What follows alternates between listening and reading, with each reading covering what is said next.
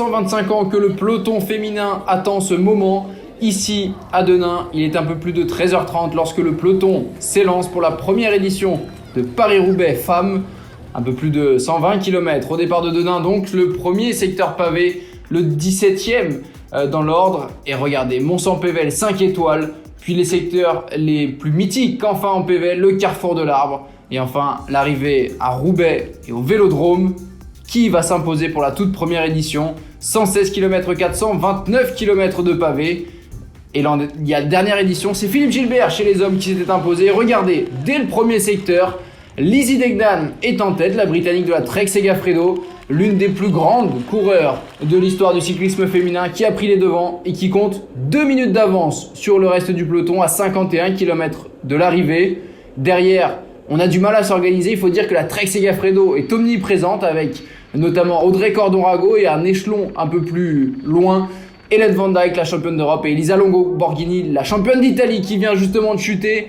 Une chute sans gravité pour l'italienne qui va repartir. C'est Emma Norsgaard également, la danoise de Movistar, qui est allée à terre. Regardez ici la championne du monde toute récente, Elisa Balsamo, qui va au sol et qui rend son joli maillot irisé plein de boue. Ça va être difficile de contrôler. C'est la formation Jumbo-Visma pour Marianne Vos, la grande favorite, qui essaye de contenir l'écart. 2 minutes 15 à 22 km 500. Attention, rien n'est joué toutefois pour elle. Lizzie Deignan, regardez, qui est à 2 doigts de partir à la faute. Elle drift à droite puis à gauche. Elle se reprend. Dossard 13 pour la Britannique. Et derrière, regardez, l'accélération de Marianne Vos et la chute, terrible chute, avec Hélène Van Dijk, avec Christine Majerus et avec de nombreuses concurrentes. Marianne Vos qui a poursuivi son effort et qui est partie. Elle est en mission, la néerlandaise de la Jumbo-Visma, qui essaye de revenir ici dans le carrefour de l'Arbre sur la concurrente de tête Lizzie Deignan, mais l'écart plafonne. 1 minute 20 à 4 km de l'arrivée. Ça semble bon pour l'ancienne championne du monde, pour la formation Trek Segafredo, qui rentre dans le Vélodrome. Il n'y a plus qu'1 kilomètre à parcourir. Attention toutefois, c'est mouillé sur le Vélodrome de Roubaix, mais l'histoire va s'écrire ici pour Elisabeth Deignan, l'une des plus titrées du cyclisme féminin, maman depuis quelques années, et qui est la toute première à remporter Paris-Roubaix.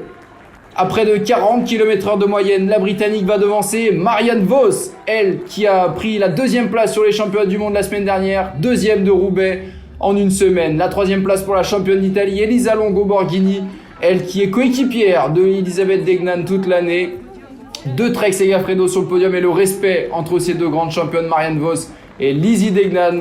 Mais à jamais, la toute première vainqueur de Paris-Roubaix féminin, ce sera elle, Elisabeth Deignan. 1 minute 17 d'avance sur Vos, 1,47 sur Longo Borghini. Brennauer prend la 4e place devant Bastianelli. Une très belle 8e place pour Audrey Cordon-Rago. 3 concurrentes de la Trek Segafredo dans le top 10. Le podium, le pavé, le mythique pavé dans les mains d'Elisabeth Deignan, qui pourra le poser sur la cheminée ou bien ailleurs. Il faut dire que l'armoire à trophées doit être déjà bien remplie pour Lizzie Deignan. Quelle première édition de Paris-Roubaix. On a hâte déjà d'être en avril prochain, et pourquoi pas d'avoir cette épreuve en intégralité sur Eurosport et JCN. En tout cas, dimanche, demain, c'est l'épreuve masculine à suivre toute la journée sur nos antennes.